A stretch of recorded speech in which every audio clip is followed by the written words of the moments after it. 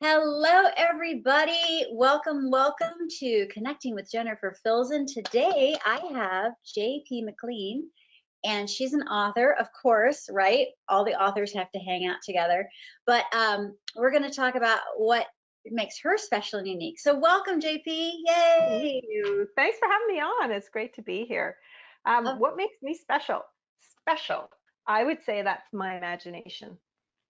ooh, That's okay. Tell me more, because you know what? I know that not all authors are of the same, cut from the same cloth, right? You've got your nonfiction and your fiction, right? And then within those two big giant categories, there's like so many subgenres. My mom's a fiction writer. I'm a nonfiction writer. So tell me about your imagination and your journey with it. well, I write fantasy fiction.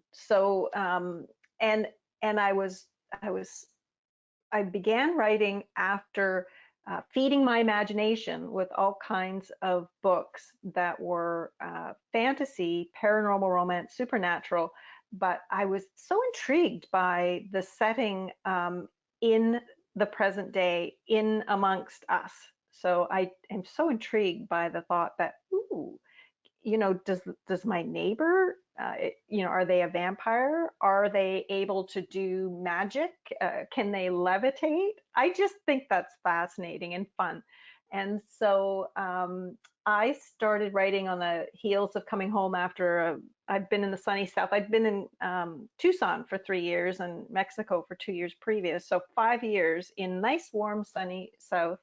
And then I was up against my first winter back on the west coast of Canada, and we call it the wet coast. It's very much like Seattle. And I was thinking, oh, how am I going to get through this winter? Not being able to take advantage of the outdoors like I had been. And so I took my love of urban fantasy and supernatural and decided to put myself to a test, a challenge. I dream of flying all the time. It's a recurring dream I've had since I was a kid. And so what I thought I would do is try my hand at making a scene of a woman flying come to life. And so I live on the ocean. Have a deck that overlooks the ocean. And I thought, all right, so this woman jumps off the deck and flies down the coast. And my challenge was to make that as real as I could. And it took me several nights to craft it so that it was perfect. And then I thought, I'm a very practical person. Sometimes that's a disadvantage. But anyway, I was thinking, okay, so this chick just isn't going to jump off a deck without knowing she can fly. So how does she know she can fly? Where did she get it from? Are there others like her? How did she learn how to fly? Like you learn how to drive, or like there's got to be a process, right? So I kept picking away at it all that winter, and come spring, I had what would become Secret Sky, the first book in the legacy. But it took a lot of rewriting to get it there. But I do credit the imagination that I was born with, and that I was lucky enough to be able to feed through my life with lots of great books and great stories and great authors. So that's Wow, me in a nutshell. that is so cool. You know what? You're right. Like to take that and kind of reverse engineer. Okay, well, what's the story here? What first off, so many questions from your story going into your story. Um, so you were in the sunnier places and then you moved back to Canada's west coast. Okay. First off, how are you doing during this crazy heat wave that's happened? It is nuts. It's so warm here. Like you're in California, right? I'm in Monterey, but we have San Francisco weather, so it's cold right now. Oh, So okay. ironic. Yes, Yeah. I know. We've been, it got to the point where during the peak, we went outside, you could smell rotten, like death. What is this? And we learned later that it was the mussels and clams and oysters that are, when the tide goes out, it's quite a long stretch and it's a rocky beach, and all these little critters live on the beach. And it got so hot that they cooked. They actually died and cooked, and that we could smell it coming up as if a sea lion or some big animal had died on the beach. So It's been extremely hot here, and most of this area is now under a not just the heat warning, but severe drought because of the heat. So yeah, we're in a rainforest in a severe drought. So It is so bizarre, so bizarre. And so in some ways, your dreams of Mexico and Arizona are back with you. You probably didn't expect that one, right? Boy, you can make a fantasy fiction about that one, and it's reality. Yeah. Um, wow. So you're right. It's a shame of what's happening with all the climate change, and who would have thought? Who would have thought your beautiful section of Canada mm, become so hot and so many, what, a billion mussels and clam? I mean, that's oh yeah, a lot right yeah, yeah. And now the forest fires. It's like, oh there. my Oh, goodness. oh, you have forest fires as well right now. Yes, record early forest fires. So yeah, we're getting hit with all kinds of climate change whammies. On, but you know, the good news is, because you always have to look for that silver lining, Yes. um, we are moving out of COVID, and we are in the province of British Columbia. Our first shot vaccination rates are somewhere around 78, 79%, and second shots are approaching 40%. So as of July 1st, we were allowed to, masks were no longer mandatory. They were just recommended for anyone who wasn't fully vaccinated. And we're able to get together with our friends again. We've been to, I think, maybe 4 parties since July 1st, just because people want to see each other and hug. Oh, it's just so, I love it. I'm so happy that we're coming out of that terrible dark cloud. So there's the Yes. good, there's the good news. And you know what? I'm with you. I'm with you. A lot of horrible things have happened during COVID. Yes. But I'm like you. I have to choose to see the good in every situation, even when it's the crappiest situation, because there's always something good. I had to pivot in how I did my marketing for my clients because, doing the old thing just wasn't going to be as effective. So we all needed to just reposition on a dime. And this show, of course, was born out of it. And I don't know about you guys up in Canada, but we didn't know what the economy was going to look like. So, because we serve a lot of small businesses, a lot of the small business owners, and like all of the small business owners that I know, we're all like, okay, time to really cut all expenses that are unnecessary, save our monies, because like the more savings that you have, that's a longer runway to get through stuff that's uncertain. And even though everything seems to be emerging, I remember last July there was a little bit of, oh, it's going to be fine, and then we went back into shutdown. So it was like, uh, okay. So are you saving your money? Have you found that like things are good in your household because of different shifts and change? And have you gotten new ideas for books because of all the fodder for new ideas?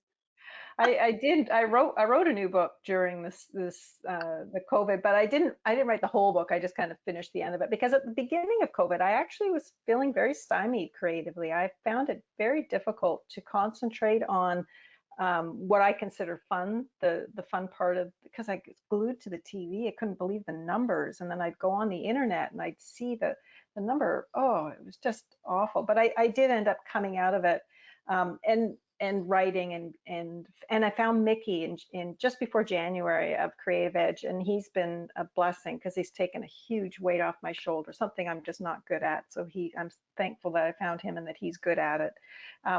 But we are, as a family, we're actually saving money, ridiculously so, but we haven't been able to go anywhere or travel. We haven't been buying clothing. We've paid a little more probably for groceries, but we're buying local as much as we can. We're supporting businesses. The one surprise to me is I started volunteering for our local fitness center, activity center here on the island. It's a center that's got a community kitchen where we have lunches for seniors. There's 2 fitness centers. There's a gymnasium. and a lounge area. And so I volunteer for that organization, and we get money from the government, but we also get a lot of money coming in for fitness memberships and drop-in fees. And during COVID, we had nothing. So, in terms of, well, it's not we had nothing, we had the government money, so we could meet our minimum demands. But it was touch and go about, if something happened, how are we going to take care of it? If a major leak happened in the roof, or we had to make a claim against the insurance or something, it was a fairly big concern for a lot of volunteer organizations, like, and community organizations that have very minimal funding. So that Right. was not good. And is it true that like Victoria, the island, was self-isolating even from other Canadians? Yes, as a matter of fact, most of the provinces were isolating from other provinces. We were discouraging people from coming from other provinces because each province is managed separately, much like the states. So, if the rates were really high in our neighboring province of Alberta or the mainland of BC, if those rates were really high, people were discouraged from getting on the ferries and coming over. Yeah. It's all opened up now, though. It's all opened up now. Wow. Wow. Amazing. Amazing. So, what else makes you special and unique? Because, there are, well, oh, you should know that my husband, who is a comic book artist and creates his own stories, he's also into fantasy fiction. So, very cool genre, right? How did you get into doing what you're doing? And then what makes you different from everybody else within your genre? I think that, well, I got into it simply by, I want to say accident. It wasn't quite accident. I did sit down intentionally to write, but I never did think I would have an idea big enough for a book. So that surprised me because I just started with that one scene that I told you about, and I kind of built the story out, both sides of that. So that was a surprise. And I think what makes my writing unique is that it is so believable. If you read what people say about them, many times you'll come across the comment that it's so real. It feels real. It's not. People can't really fly, but it feels real because I've tried to set it right inside where you live. So I've set them in Vancouver, and wherever I can, I mention the street names, I mention landmarks that people know. Um, yeah, and current affairs, if I can get something current in there. So I hear that all the time from people who say, "Oh, that you well," and the stuff I do in the States, I have set some stuff down in the States when they travel. And my biggest compliment was a woman who wrote to me to say, "You must have been," and it was a little community in Seattle. "You must have been there because you got it just perfectly right." And I thought to myself, I haven't at all, but I Google Earth the hell out of it. I actually looked at traffic cams and and made sure I knew what it looked like, and it paid off. People do notice that stuff. That is awesome research because you're right. Like the last thing somebody wants to see is they got the geography wrong. For example, I'd never seen it, so forgive me. I can't remember the exact title either of it. Either it's Little Big Lies or Big Little Lies or something like that with Nicole Kidman Yes, and Reese Witherspoon. That I was know. okay. That was filmed here in Monterey, but one of the major like so wrong, but of course they have to do it for like excitement, is to commute across Monterey, you go across the Bixby Bridge. No, that's Big Sur. That's 40 minutes south of Monterey. Like you can walk across Monterey. It's so small, but like, okay, all right. Cracks me up. That's a big one to miss. Yeah. Well, I think that people think, oh, Monterey County, and they just want to lump all of our landmarks all within a quick uh, tool around the city, and it's like, no. Okay, I mean, there are people that do commute from Big Sur into Monterey, but just call it what it is. But yeah, I know what you mean. It's neat when the author gets it right. So kudos to you for for the accuracy and Well, doing. at least one person thought so, but I But have. but let's talk about writing a little bit though. I mean, did you fall into writing? Like, I don't know about you, but like I didn't set off to be a writer either. I just kind of fell into it. I was always good in English class, right? My mom did some did some writings for like the local newspaper kind of thing, and then she would become an author. But I kind of got my start by doing songwriting. So I started with the music side, and then I've been a sales marketing person like since I was a kid. I was that kid that was sent, to go man the bake sale table because they knew that I would make that table empty by the end of the day, right? So and then I got my degree and I got my master's degree in history. So by default, I had to write a lot. And if you look at my thesis, it's horribly written, JP. It's terrible. But like, I kind of fell into it, and it is my happy place. I mean, I just never thought I would do. And then my business books. Like, how did you get there? Yeah, I too never did think that I would. Well, it's not that I didn't think I would ever be a writer. I didn't think I'd have an idea big enough. And when I realized after that first winter playing with words and putting that first book to what turned into a book together, I realized that I loved playing with words. I love trying to take a sentence and make it better and uh, convey feeling is not it does not come. I too have a background in business, so I would be writing job descriptions and procedure manuals and investigative stuff for human resources kind of work. So it was new to me writing stories and fiction, but I loved it. It was like an addiction that first winter. I remember how many times my husband would turn to me and he'd say, "We talked about that." And I had no recollection of the conversation because he had that discussion with me when I was writing. I just got so absorbed in it. So I think I found my niche.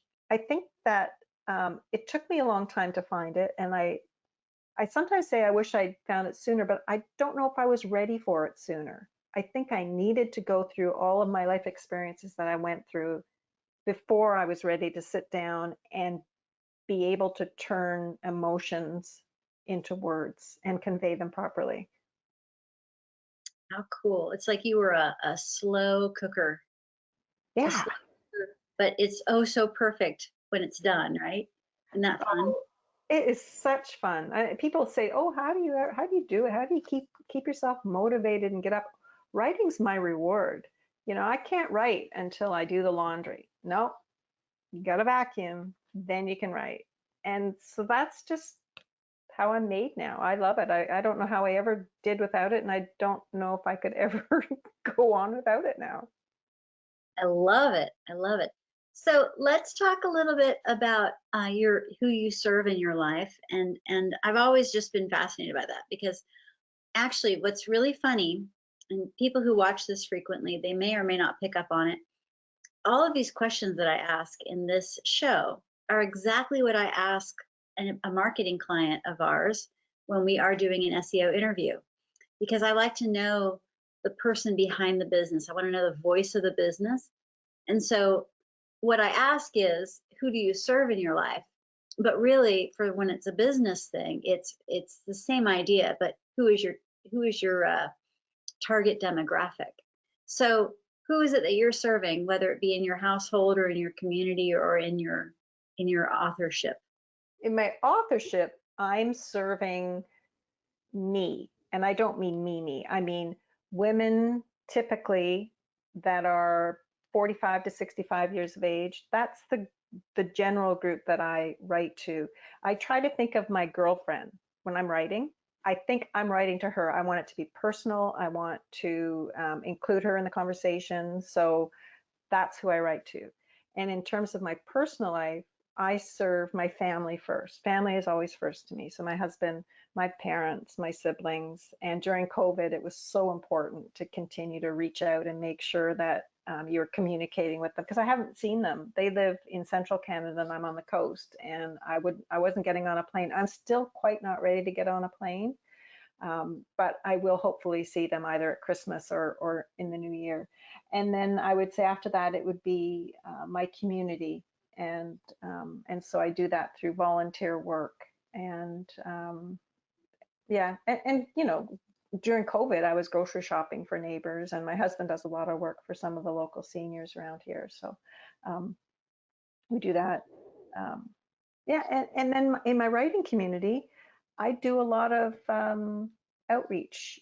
So people call me, or friends will say, "Oh, you should talk to JP. She'll tell you how to, do this or that." Because I indie publish, so I spend a lot of time walking people through parts of that process that I understand, and I quite enjoy doing that part of it. So yeah, I think Awesome. You're serving a lot of people, and I love it that you know exactly who your readership is. I think that's really, really cool. Yeah. So now let's get into your why. This is always the fun thing. I don't know if you've ever heard this parable, and forgive me, I'm about to butcher it because I don't have it memorized right now. But a person was seeing three bricklayers building a church, and he asked the first bricklayer, "What are you doing?" "I'm building a wall so I can make money, so I can feed my children and, you know, keep a roof over my head." The second bricklayer said, "I'm a builder and I'm creating a magnificent building with a beautiful floor plan." And then the third bricklayer said, "I am building the house of God so we can serve God better by, creating this masterpiece." So it was interesting how their whys were all different, but they were doing the same thing, right? Also, too, I've discovered that your why might change as you get older or as you get more wisdom. So I'm curious, what is your why, JP? well, you just hit. It does change because my why for many years was earning a living. So that's why I did what I did every day, was to earn a living. I am so very fortunate to be in a place in my life right now where my why is creating something to leave behind. And I don't have children, so my books will be my marker that I've left in the world. So that's my why. That's awesome. I too don't have kids. I taught seventh grade for a while. It was the best form of birth control ever. Good for you. I still like my friends' kids, but I just don't want to be teaching them or raising them. Yeah, I like my nieces and nephews for the same reason. Right? Right. It's great to have fun with them and then hand them back. Yeah. I like to teach them how to play drums and how to drive stick shift. And yeah, I like to be the fun aunt. Yeah. Yeah. And you buy them drum sets. The parents love you for it. Well, I teach them how to play my drums. And they love it. And then the parents are like, But hey, driving stick shift in a car, that's kind of a good skill to have, right? Cool. So when someone wants to do what you do and create and leave a legacy of stories that can touch people, and it's just amazing. What advice do you have for people who want to break into what you're doing as an author? I think the advice that I would give is the revelation that I had is, don't wait until you have a big story to tell. Start by writing down small ideas, and the stories will come.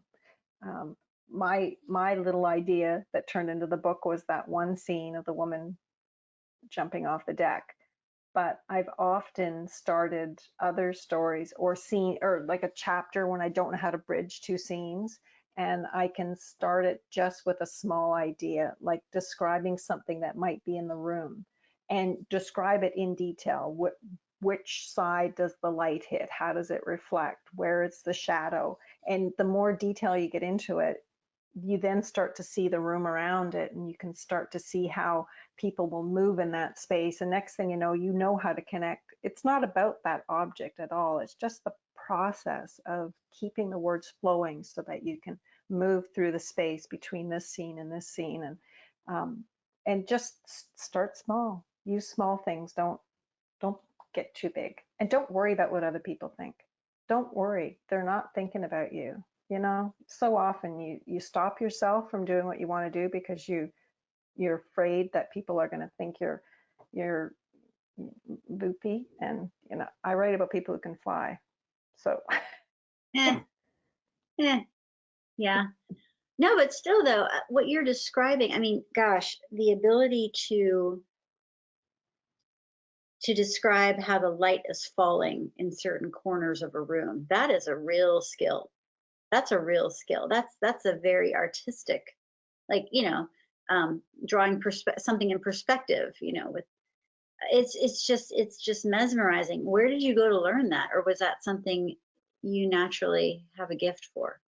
I think if people, I didn't know I had a gift for it. Some of the things you have a gift for, they're just natural to you. You don't really think of it in those terms. But I think where it comes from is people have said my whole life to me that I'm very observant, and I will observe the weirdest things about people and about objects, and in detail.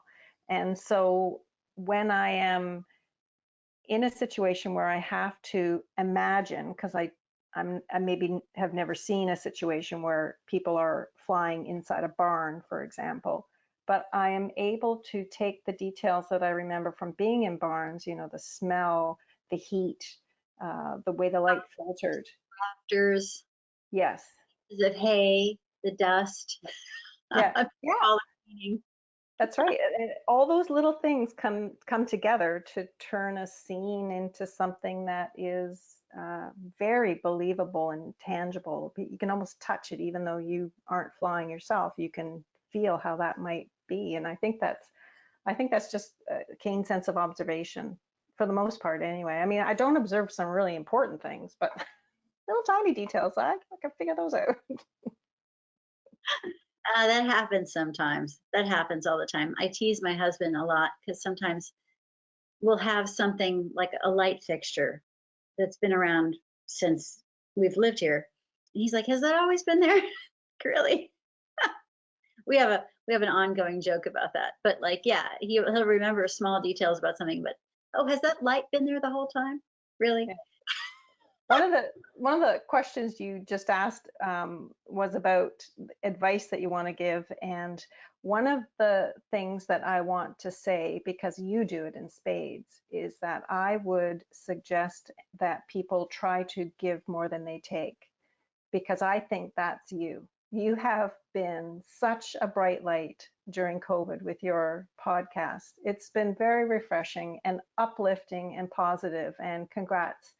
Kudos to you. You've done a great job. Oh, stop, stop. No, thank you.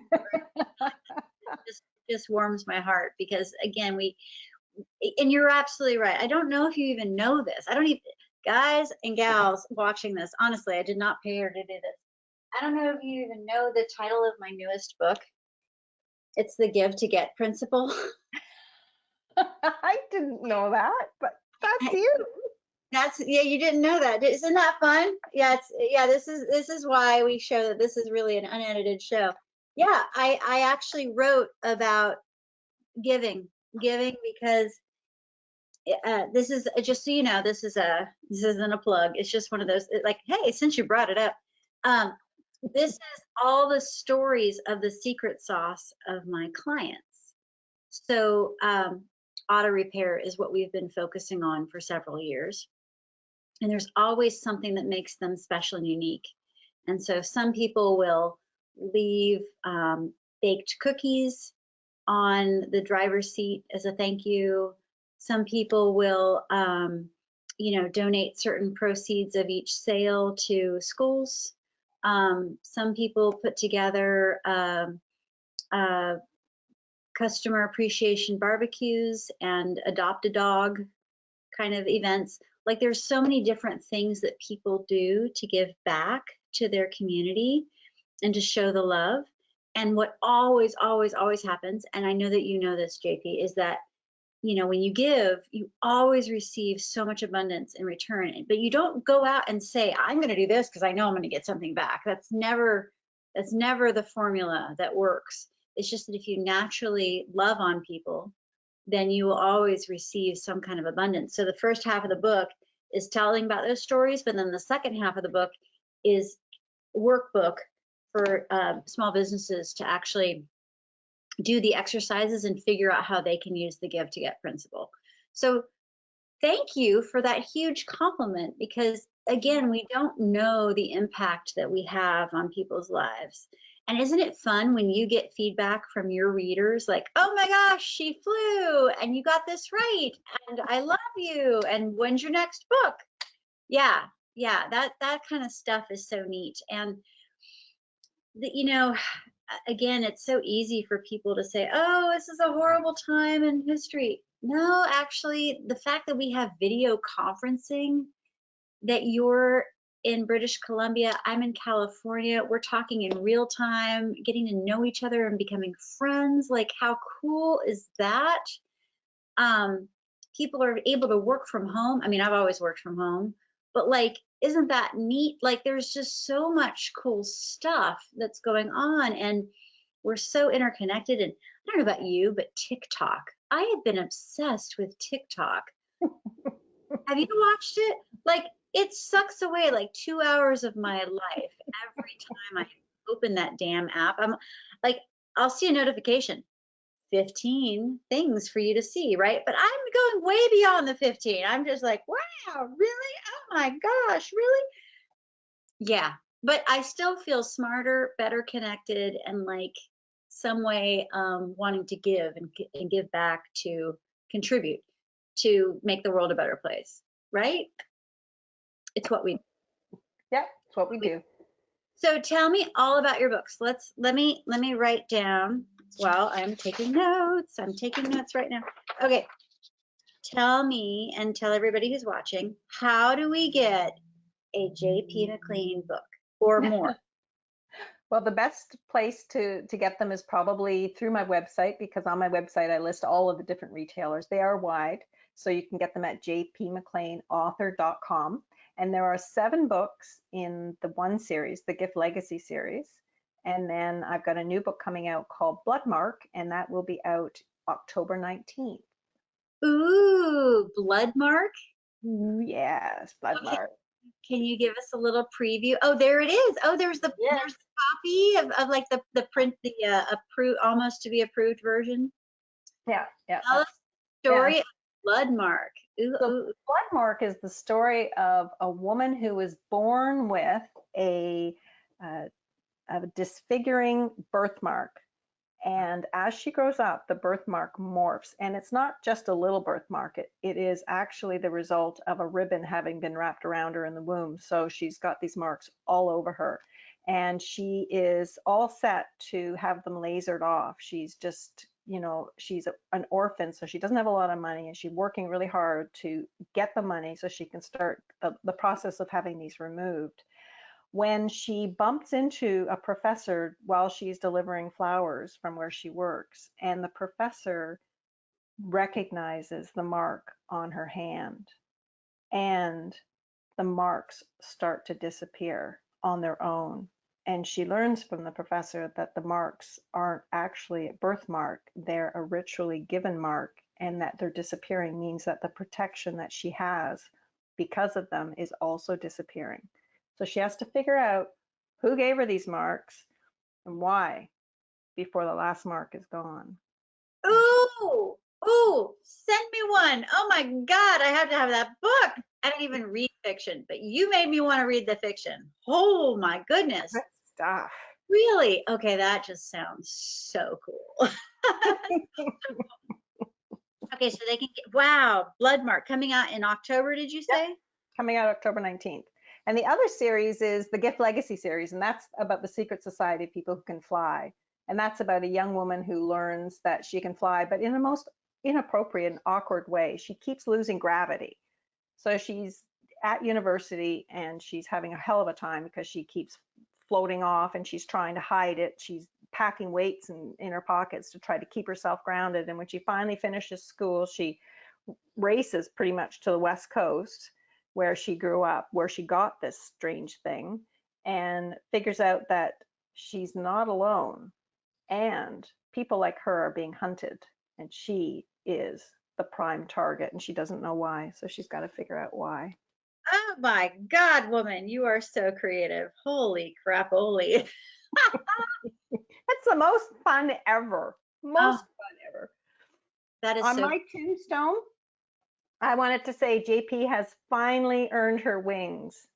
Oh, I love that. Now, please don't make that a reality anytime soon. Please live Okay, to be 100 or more. okay, But I I won't. think it's really cool because, yeah, I think we need more stories out of you before you earn your wings, JP.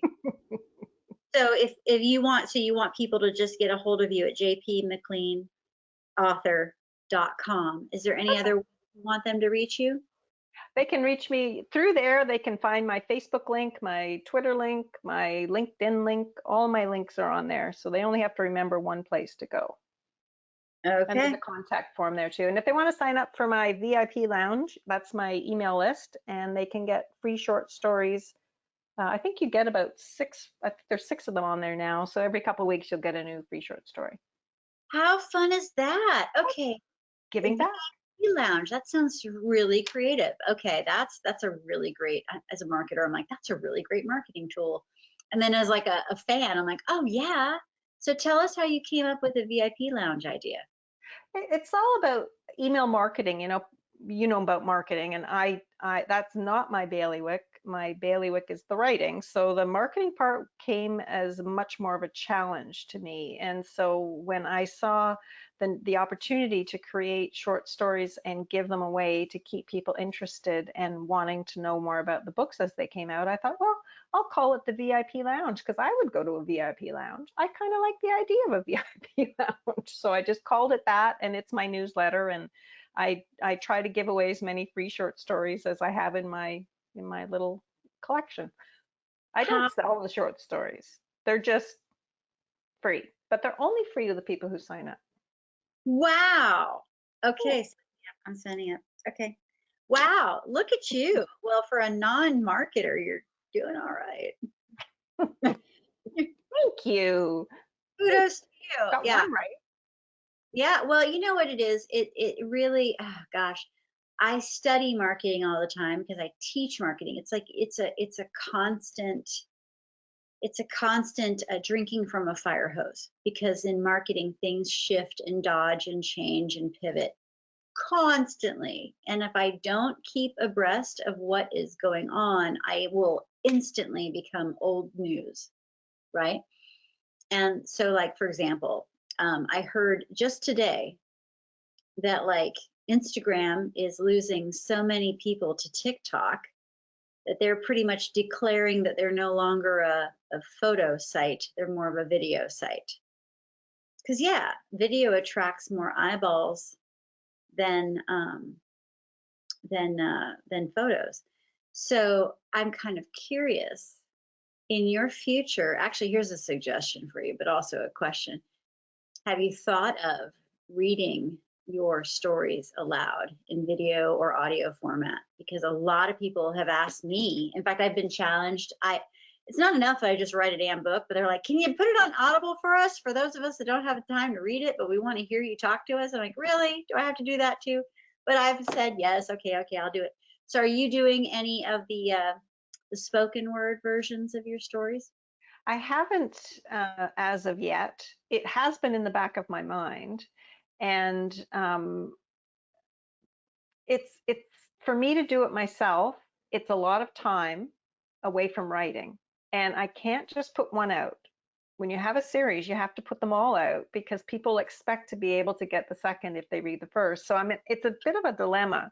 Yeah. If I do it myself, I'm looking at probably 5 months, 4 or 5 months for each book to do it myself. And if I have it professionally done, it's going to cost an awful lot of money to have it professionally done. So I'm leaning towards doing it myself. but it's carving out the time now. Mm. So do you write the next book in this new Bloodmark series, or do you do the recordings of all the books? So Mm. dilemma. I'm not sure which way to go. I wish if I won the lotto, I would just send it off and have somebody done it. But until that time, I guess I'm just going to have to. That's okay. That's okay. It's always fun to I love, I love books and I love dog-earing the pages and I love feeling. I have a Kindle as well, but I gotta tell you, as much as I enjoy the content that's on the Kindle, what do I grab right before I go to bed? It's not my iPad. Mm-mm. It's the book Yeah. because it's easier, faster, and especially if I've already dog-eared something, I just want to go back to that piece. It's just Yeah. done. Opposed to click, scroll, click, click, click. Yeah. It's comfort. It's comfort. Yeah, truly.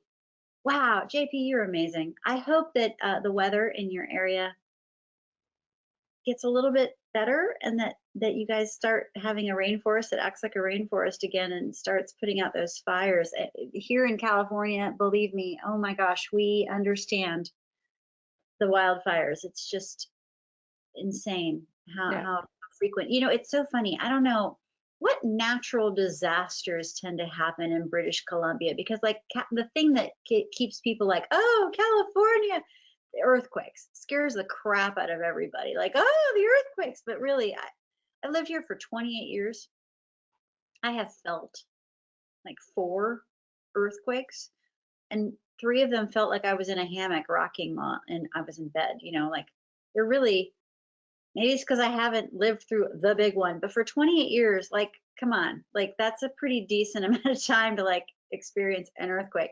But we've had forest fires and all kinds of, you know what I mean? So what about your area? What natural disasters besides cold? Well, I guess we are a tsunami zone threat. So if there is an earthquake somewhere, um, the west side of Vancouver Island and up any of the inlets, and there have been tsunami waves up through there. And we are also on a fault, and we've been hearing about the big one for years, and we're overdue, and it's going to happen any day. And there are in every community there is an emergency preparedness crew that is constantly coming up with new things. Like they delivered us the other day a whistle and a flagging system so that if it hits and something we can put a colored tag on our fence post at the front, and they'll know whether we're okay or not okay. And so, yeah, it's earthquake here too, believe it or not. That's the big one. Forest fires has been the last, I think 2017 was a really bad year. And ever since then, with climate change, it's just getting worse and worse and worse. So that's going to be something every year we have to contend with. Mm. I think that's remarkable that your government and system has these folks that are just like, here's a whistle. Like in our area, it's like, no, no, no, you go handle that on your own. We're not, I mean, you know, they tend to be more proactive after something has happened, but not when nothing has happened. Does that make sense? Yeah, I think it's probably just the difference between our two countries. Like our country is a little bit more hand holding, whereas yours is not of that nature. So we just do a little more, come on, come along. Oh, it's great. And also too, I was always curious. I taught a marketing class up in Edmonton, and beautiful, beautiful area. I was shocked at the size of that mall. Like that mall is It's big. And huge. then I realized, oh, that's because this is the place to go during winter. Okay, okay, I get it. I mean, I was just Yes. bored, like Disney indoors. But I've always appreciated Canadian culture, but I've never lived there, so I wouldn't even pretend to know enough about it. But everybody that I've ever known from Canada has just been darling. And I asked, I'm like, okay, so what is it about you guys all being so nice? I had to ask. I was like, tell me the truth. What's going on? And really, we're in such a cold area that you have to be nice ultimately because it's survival, right? And you all have to get along because you know, you could be stranded or something could happen, and you need to share and you need to rely on each other. Is that also, is that correct in your idea? And also, too, you live down here in the States, so what are your thoughts? Because I'm always fascinated by the minute differences. I think my experience from living in Tucson and even the little mining town that we lived in Mexico, I think is the closer, the smaller and closer knit your community is, the nicer everyone is. When I lived in Toronto, where I grew up was a nice community. When I started living in high rises downtown, you don't know your neighbors right beside you. So it isn't the same. It's more like living in a big city. So to me, that friendliness and the closeness really does come from the proximity of your neighbors and how well you know them. And here, I live on a little island. I live on one of the Gulf Islands. It's 20 square miles, ferry dependent. So you don't always like your neighbors, but you're you just be careful what you say because you may end up being in close proximity in the community hall, for example. Oh, So right. Yeah. so there's just a tolerance. There's a tolerance for different viewpoints, and agreeing to disagree on politics is that's a really big one. You have to agree, disagree on politics. Yeah, you know what, and it's civility, right? It's just agreeing to disagree. I agree with you. It is interesting how whew, yeah, the discussion of politics. So I actually grew up in Florida, which is most people think of Florida as the southern version of the North because of all the people that come from the Northeast, right? And all the Canadians too, right?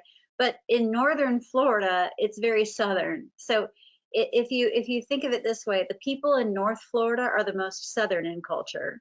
The people in Central Florida are the most Midwestern in culture. And that's because I-75 comes from Chicago all the way down into the Tampa Bay area and through, so that section of the state. So it goes along the Gulf Coast. And then Miami and the southern portion of Florida is the most northeast because I-95 runs down. So it's interesting how you have a very interesting diorama, if you will, of like the United States within Florida, right?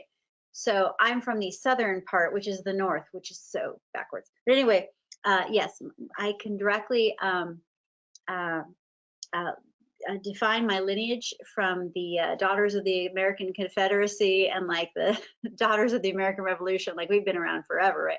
But where I'm going with this is in the South, you don't talk about religion, you don't talk about politics, you just pretty much talk about the weather. And ironically, the weather is becoming politicized. So even that's Yes. relatively unsafe. So yeah, that's how I was taught. Like, just don't bring it up because they're still kind of fighting the Civil War in the South, right? And so when everyone's like, it's like, oh no, can we not? Yeah. I know in the circle of friends, you have to, or you're not Well, going to be friends. of course, but I'm not going to get in a public argument about things. Yeah, yeah. I'm not going to, wish somebody ill will publicly, maybe privately. I'm gonna, yeah. I mean, and number one rule as a marketer, don't take sides. Yes, that's pretty much my blog and my Facebook is it's just neutral. There's no need to be dramatic. Just be Well, neutral and respectful. but in truth though, I also do teach, fly your freak flag, because if you are authentically who you are, and you and I are neutral people and we're very nice people and that's who we are, but like there are just some people that are like, this is my thing. Okay, cool. You're going to find your audience for that thing, right? You know your audience for your readership. It's going to be women between the ages of 45 to 60 who really, that's really cool. I fit in that demographic. Yeah. That's awesome. That's my freak flag. That's my freak flag is that I write about people who can fly and it's fantasy and some people turn their noses up at that and oh well, that's just me. Well, I have a feeling my husband will enjoy the book as well because he often thinks about flying as well. You're not alone. Everyone wants to be a bird at some point, right? It's Oh, cool. that'd be nice. Yeah, right. I mean, let's face it. I've been waiting for flying cars ever since, Me too. Oh, Jetson, yep, right? yep. Jetpacks. Right. Uh, And remember the Dick Tracy watches, and then the iWatch came about, right? And then this Zoom, GoToMeeting, Google Meet. It's like, okay, yeah, all right, we made that happen. Wait till we have the holodeck, the Star Trek yes. Yep. Yep. Yep. teleporter Beam me transporter. up, Scotty. There you go. Yeah, I'm waiting for that too. If I can go through a travel session without like having to deal with the whole airport thing, heck yeah.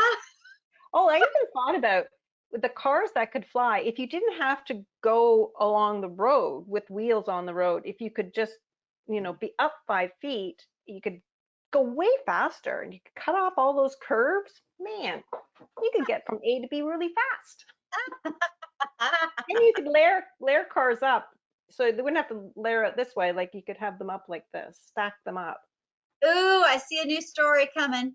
Wait a minute, wait a minute. What if someone wants to change verticals? How do we do that? I guess we have rules about Oh no, that. no, you go out and then just nudge that one out of the way. And go in. Nudge them out. Don't mind me. Okay. What? Oh, that's hilarious. Okay, everybody. I hope you enjoyed this fabulous nonsense that JP and I do go read her books. I'm really excited about Bloodmark coming out in October of 2021. And please do connect with her at jpmcleanauthor.com and find her on Facebook, find her on Twitter, find her on LinkedIn, make friends.